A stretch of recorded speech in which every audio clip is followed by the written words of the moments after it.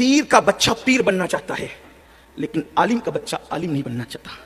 پیر اپنے بچے کو پیر بنانا چاہتا ہے لیکن عالم اپنے بچے کو عالم نہیں بنانا چاہتا. وجہ اس لیے کہ اسے پتہ ہے مجھے کچھ بھی نہیں آتا, باپ کی خلافت لے کے پیر بن جاؤں گا تو ہاتھ بھی چومے جائیں گے, دعوتیں بھی ملے گی اور نذرانے بھرپور ملیں گے.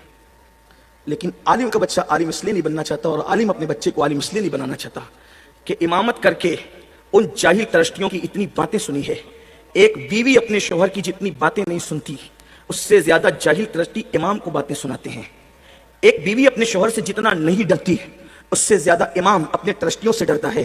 تو وہ سوچتا ہے کہ جب میں نے اتنا ظلم برداشت کیا تو میں اپنے بچوں کو اس ظلم کی آگ میں کیوں جھونکوں. اس لیے یہ معاملہ نہیں ہو رہا ہے. واللہ میں اللہ کی قسم کھا کے کہتا ہوں میں کسی پیر کا مخالف نہیں, اس لیے کہ میں کہیں ایک پیر رکھتا ہوں.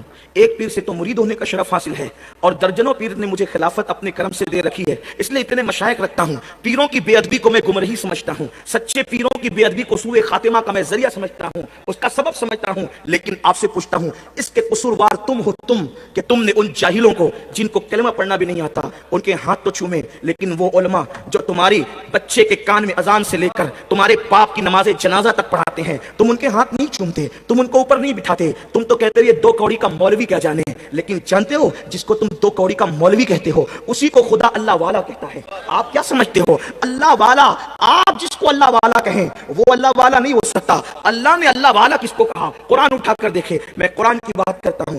اگر اچھے عالموں کو اپنی قوم میں پیدا کرنا ہے تو عالموں کی قدر کرنا سیکھو, اچھے امام پیدا کرنا ہے اماموں کی قدر کرنا سیکھو. بڑی معذرت کے ساتھ جن جاہلوں کو کلمہ پڑھنا نہیں آتا ان کو تو دیسی مرغیاں اصلی گھی میں کھلاتے ہو, کبھی اپنے مسجد کے امام کو بھی اس قدر کے ساتھ بلایا, اس عزت کے ساتھ بلایا. ہاں ایک رات کے لیے گویوں کو اور چیخنے چلانے والے میری طرح لوگوں کو بلاتے ہو تو آپ مٹھی بھر بھر کے نظر پیش کرتے ہو. کبھی اپنے امام کو بھی اتنا دیا, امام تو بیچارہ 5000 8000 میں مر رہا ہے, اس کی آپ مدد نہیں کرتے. اگر ترشتیان کے دل چھوٹے ہیں تو کیا مسلمان یہ طے نہیں کر سکتے کہ میں جمعہ پڑھنے جاؤں گا تو اپنے امام کے ہاتھ میں حسب حیثیت 100 روپیہ رکھ سکتا ہوں تو 100, 50 رکھ سکتا ہوں تو 50, 500 رکھ سکتا ہوں تو 500. اگر ہر مقتدی امام کے ہاتھ میں جمعہ میں رکھے تو جتنا اس کو مسجد سے ملتا ہے اس کو 10 گنا زیادہ اپنے مقتدیوں سے ملے گا. اور جب وہ خوشحال رہے گا تو وہ بھی چاہے گا کہ میں اپنے بچے کو اچھا امام بناؤں گا, اپنے بچے کو اچھا عالم بناؤں گا. لیکن میرے عزیز آپ ایسا نہیں کرتے تو ہمارے پاس اب اچھے عالم ختم ہو رہے ہیں, اچھے عالموں کا فقدان ہو رہا ہے. لوگ نہیں پڑھنا چاہتے, ماں باپ پڑھانا بھی نہیں چاہتے.